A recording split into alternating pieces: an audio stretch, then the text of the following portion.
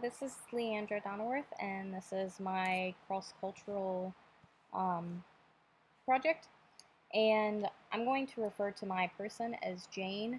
She's actually from Saudi Arabia, so she has a very Arabic name, but I'm trying to conceal her identity as much as I can. So she's going to be Jane today.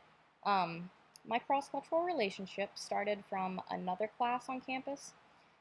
Jane introduced herself, and she said that she was from Saudi Arabia. Rabius. I immediately had a stereotype, and I said to myself, she must have a demanding husband. Then I caught myself. How dare I pass judgment on her and her culture so quickly? I felt so bad that I made it a point to introduce myself to her and get to know her a little bit better. To my surprise, we meshed pretty well. We became friends quickly, and we made plans to hang out outside of school a lot. Soon after, I started this multicultural class, and I realized how important being a culturally competent counselor really is.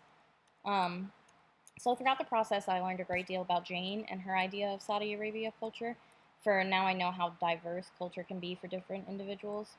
Jane is a married woman in her early 30s with a 5-year-old daughter with grandma back in Saudi Arabia. I come to learn on one of our outings that her extended family are a huge part of her life and her decision making processes.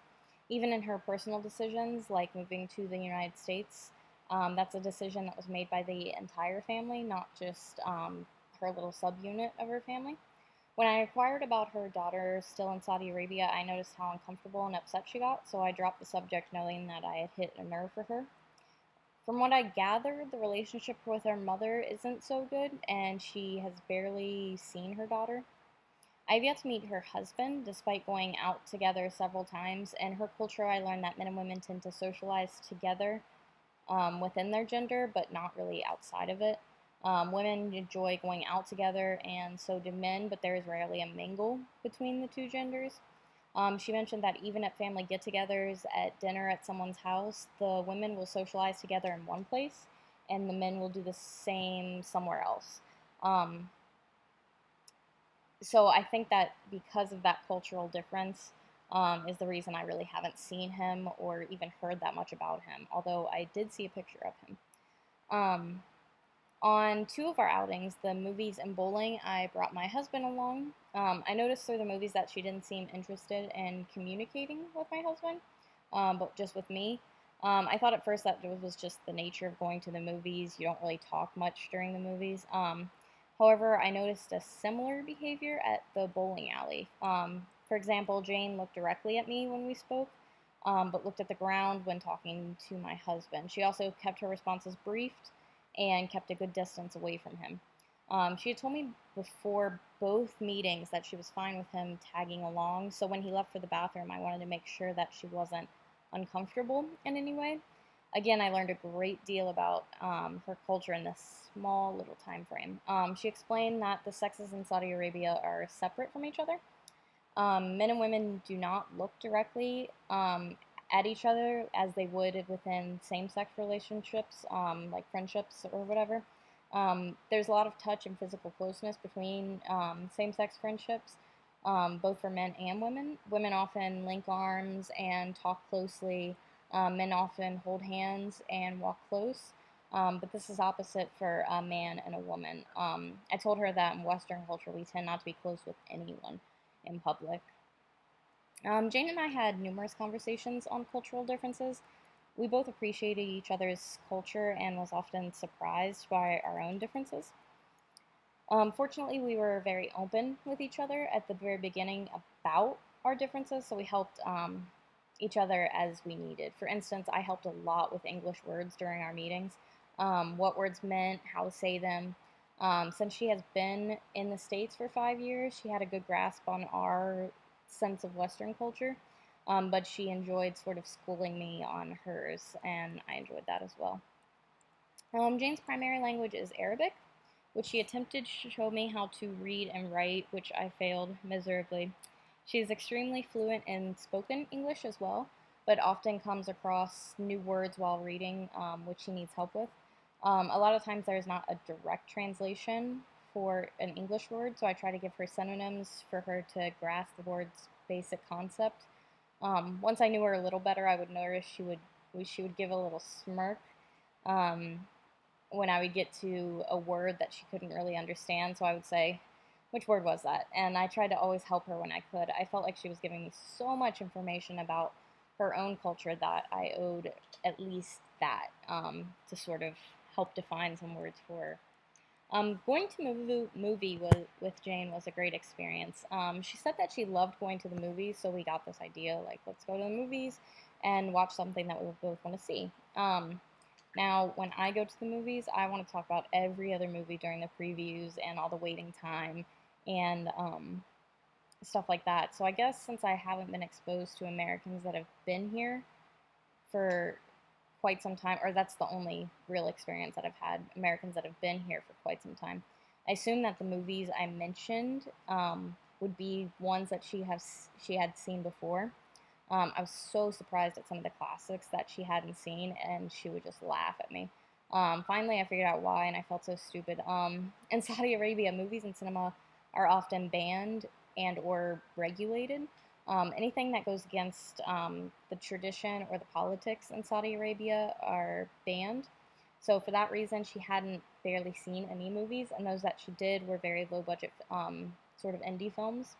Um, so now she really loves going to the movies. So we had a lot of fun with that on that outing. At another meeting, we went shopping since both of us had mentioned we needed new clothes at some point during our previous interaction.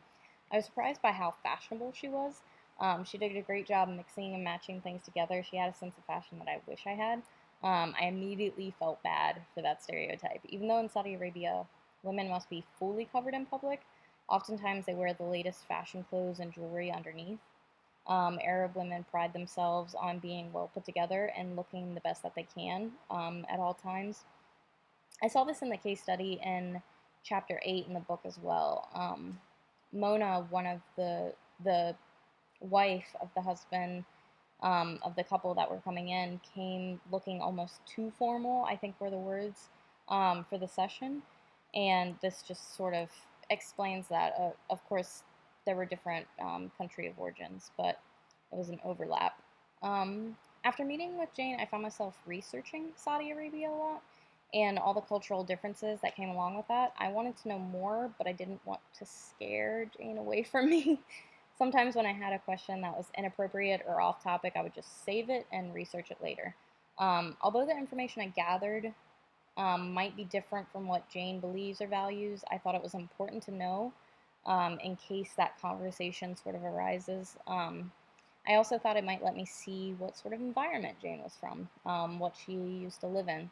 So the following bits of information are not something that I learned from Jane herself, but rather that I personally researched, and I just wanted there to be a clear distinction between what Jane has taught me and what other internet sources have taught me, really. So, in Saudi Arabia is an Islam nation, and the entire population, 100%, is Muslim. There's no such thing as freedom of religion there, and a conversion to a different religion can be punishable by death. Granted, there is a lot more to religion in this country than meets the eye, but that gives a good sense of culture in itself. Muslims tend not to eat pork or drink alcohol, although, as I understand it, this is sort of an optional part. People in Saudi Arabia only use their right hand to give a handshake or touch someone, since the left is deemed unclean. It's sort of the toiletry hand, I think they refer to it as. Gift giving is normal in their culture, and gifts are never opened right away, but in privacy. So once the gift giver leaves, then the receiver will open the gift by themselves. Just like in many other countries, not accepting a gift can be very disrespectful to them. In Saudi Arabia, you often treat each other when going out, like paying for different things. Luckily, I'm the same way, so when we went out on our several outings together, we never had to argue on paying on things. We just sort of took turns, like, oh, I got this, oh, I got this. So that was a really cool thing that sort of just happened. College for women in Saudi Arabia typically is something to use up time. Women tend to go to college while they are waiting for a husband. It basically gives them something to do in the meantime. So our values on education can be vastly different from theirs. due to culture and also a lot on the gender roles between men and women. Um, as a counselor when working with clients or a client from Saudi Arabia, there are many cultural implications to consider. Um, First off, gender may be a huge factor in the therapeutic relationship. Since between sex communication isn't always appreciated, a difference of sex between a client and a therapist can really pose a problem. The counselor should be aware of the gender roles, how the gender communicates, as well as a willingness to assess the difference um, and possibly refer to a different gendered counselor if appropriate. If at all possible, the extended family should be involved in therapy. Um, Add a caveat as long as the client is okay with that. The extended family plays a really important role in decision making and all sorts of social support networks. Um, Self disclosure for Arab Americans tends to be slow, so taking your time with the client is really a must. The counselor should respect the client and avoid pushing them to self disclose everything. The counselor should be aware of political, educational, and religious issues in Saudi Arabia, since those three aspects play a major role in one's life. Lastly, counselors should know about common nonverbal procedures, like eye contact between women versus men and between the two, handshakes, gift giving, overall gender roles, and attire, even. Through the several meetings me and Jane had, which were going to dinner, movies, shopping, bowling, and much more. I've learned more than I ever could in a classroom. I've learned about culture through the context of a real life relationship. I have had to watch what I say, help with English, pick up nonverbal cues, and know when I have actually gone too far. If this had been a therapeutic relationship instead of just a friendship, I would have made a ton of mistakes. However, the goal here for this project was different, but it did teach me some of my own faults, things that I should look out for, and things that I should really be cautious of on my own part. And most importantly, I gained a close friend due to the project. We both love being around each other, and I've gotten very comfortable with her. And I'm sure that this friendship will continue to flourish. So it's really been an eye opening experience for me. And that's it. Bye.